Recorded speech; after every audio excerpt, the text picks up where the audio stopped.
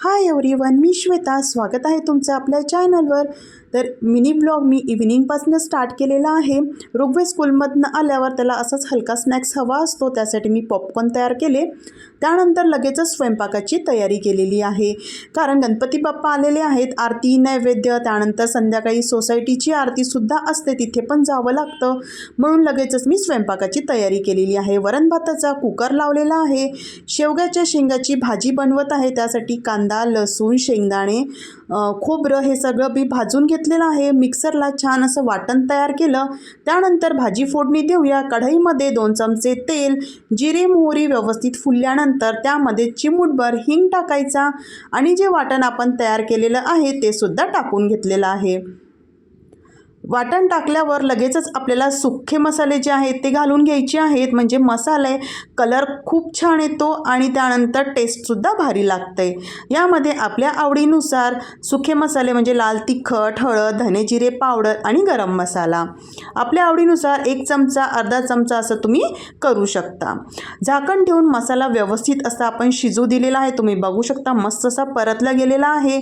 तेल सुटायला आलं की आपला मसाला जो आहे तो व्यवस्थित परतला गेला असं समजायचं.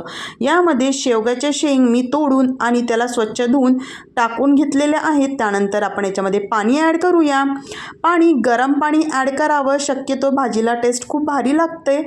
आणि आपल्याला भाजीची कन्सिस्टन्सी कशी हवी आहे आणि शेवग्याची शेंग शिजण्यासाठी एवढं पाणी यामध्ये घालूया.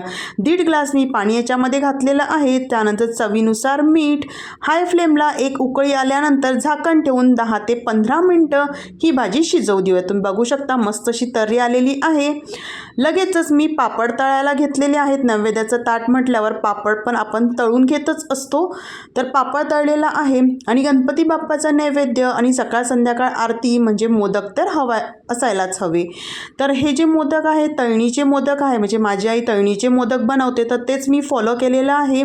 याच्यामधलं जे सारण आहे ते खोबरं किस आणि साखर, त्यामध्ये थोडे ड्रायफ्रूटसुद्धा टाकलेले आहे. मस्त असे ब्राऊन कलर येईपर्यंत तळून घ्यायचे. लगेचच चपात्यासुद्धा मी बनवून घेतलेला आहे. म्हणजे गणपती बाप्पाचा नैवेद्य मोदक सगळं रेडी झालेलं आहे आणि संध्याकाळसुद्धा झालेली आहे. तर आपण छान असं दिवाबत्ती करूया आणि लगेचच आरतीला सुरुवात करूया, कारण घरची आरती झाल्यानंतर आपल्याला खाली सोसायटीमध्ये सुद्धा आरतीला जावं लागतं. तर हा मिनी व्लॉग तुम्हाला कसा वाटला मला कॉमेंट करायला विसरू नका. सोबतच व्हिडिओला लाईक आणि चॅनलला सबस्क्राईब करायला सुद्धा विसरू नका. पुन्हा भेटूया छानशा व्लॉगमध्ये. तोपर्यंत बाय.